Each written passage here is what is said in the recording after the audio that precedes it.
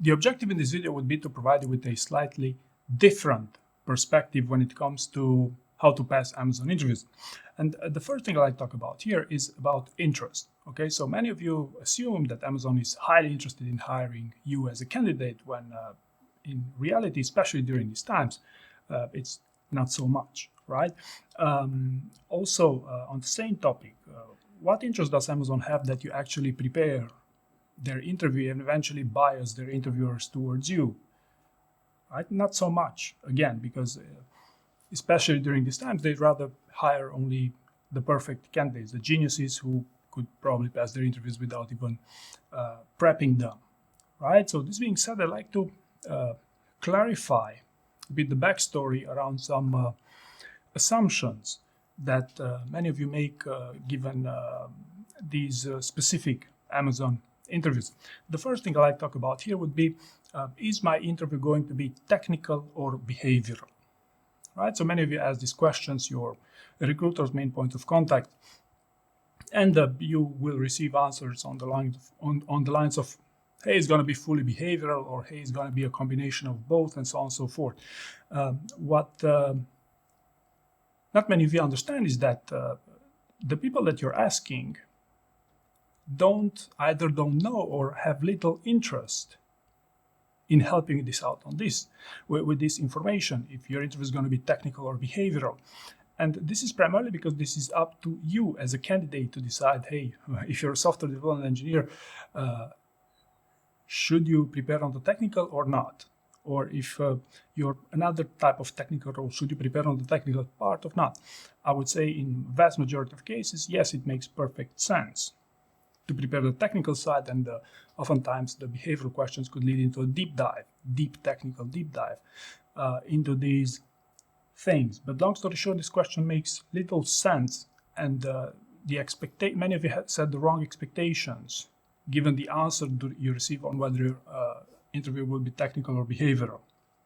Second thing, which leadership principles will I be screened on? Or which leadership principles should you leave out?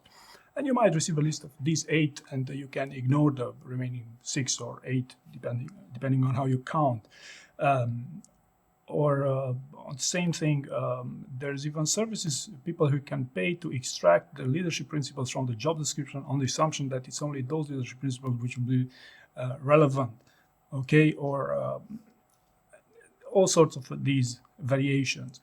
My point is that in my experience, the people you're asking for such information don't know the leadership principles that you're going to be screened on during your job interview, and again, have little interest that they give you this insider info to help you to pass this job interview. In vast majority of cases, if only you think a bit, hey, is this guy really interested in me getting hired? Because if it's a bad hire, if they give you insider info, if they know that info, and if they give you that info, it's ultimately their job on the line, right? If they contribute to a bad hire, right? So why would they help you with these things? Why would they help you with the leadership principles? Also, what I would also like to highlight from my experience here is that it's perfectly plausible to get into Amazon without preparing those leadership principles. That's not the main thing preparing for an Amazon interview oftentimes. If you score well on clarity of thought and you simply bias them towards you as a result of an interview, you'll get the job. Simple as that, right? Also, if you want to prepare your interview, I found that it's minimally relevant to exclude 2 or 3 or 4 leadership principles, because if you're good on the leadership principles, you'll be good on all of them, and you will understand what I'm saying. It's a minimal investment to prepare on the remaining principle, if I may call it so, when compared to relying on the information that you're obtaining from someone who doesn't have a direct interest that you get hired there. Okay. Number 3, will I get disqualified if I repeat my stories during the interview? Okay, and I've heard answers on the lines of, no, don't worry, you can repeat them, just don't do it with the same interviewer, right? Which is false. Okay, but you should understand the backstory of this. Why would someone disqualify from a job interview if you use your stories over and over again. They will disqualify for the simple reason that you will come across as someone with insufficient experience. If you only have 3 stories you rotate during your interview, chances are you won't have sufficient experience for a level 7 role at Amazon, right? Simple as that. And there, all sorts of combinations of this logic, right? Now, if you're good enough, if you're good with these things and you know how to spin the story so it don't sound the same, that might as well work for you. And the other explanation that repeating stories is not appropriate is because if in a behavioral interview, the candidate with the best stories wins. So even if you have 20 stories, but only 3 stories which are the best, if you spin those 3 stories, you will have the best stories, right? So it might also be interpreted in some isolated scenarios to be said that you will bias. You will intentionally try to bias, to hijack that interview, right? For the reason that I said at the behavioral interviews, right? So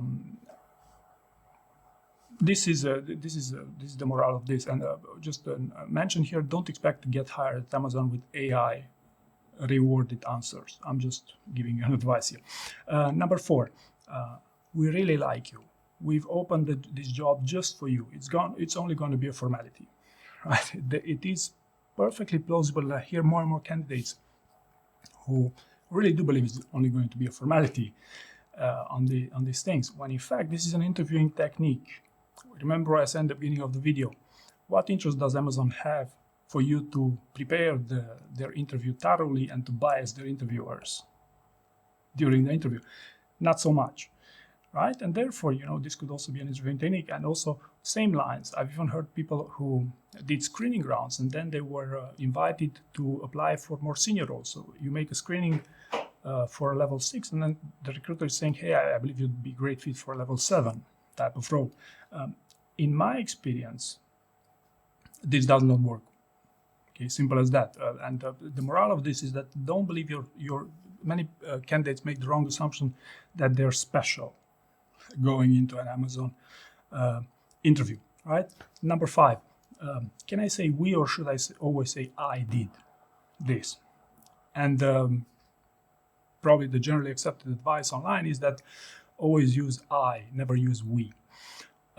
Now, to explain you this, you should understand why there is such a problem in job interviews. Well, the problem is that some junior candidates use we in a bit to get up-leveled, right? To say to make it sound as if they were more important than they were actually were, right? Which is a technique that, in my experience, does not work. But this is why the advice to always use I instead of we. Now, if you ask me, the problem with using I all the time, especially for more senior roles, if you'll try it out, you'll notice your answers won't sound quite interesting if you always use I and never we. Sometimes you have to use we. Okay, so my advice would be to use common sense here rather than I all the time. So understand exactly where this insider information comes from and what's the purpose of this. But for senior roles, you can safely say we as many times as you want because you're to the extent it makes sense. And number 6 here, how long should my answers be? Okay, this is another of those questions which I believe has no place to ask someone about in job interviews, or I should say before the interviews. And there's various types of advice, the most common of which would be 2 minutes. Try to be concise, short, to the point, never go beyond 2 minutes, right? To which my problem would be with this type of advice. Well, okay, but the number 1 problem in job interviews with candidate answers is their superficial answers.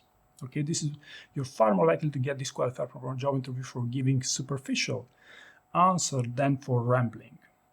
Simple as that, right? And this is why I tend to advise people to give long, convincing first answers on the idea that it's not easy to make sense at length and to score well on clarity of thought for 5 minutes or 10 minutes or 15 minutes straight, right? So how long should my answer be? Understand the backstory. Again, same as for the, can I say we or should I say I all the time, right? So notice here how these questions, many of them, and I could even arrive to 20 or even 50 such intel stories about Amazon interviews, which, if you think about it, they're more of a distraction.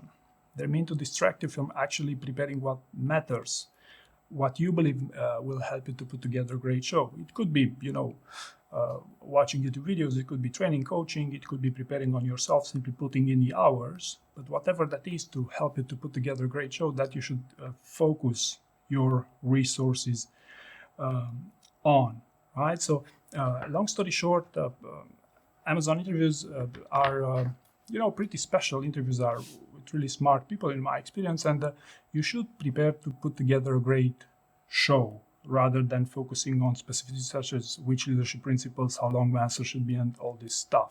So I hope you found this useful, and thank you very much for watching.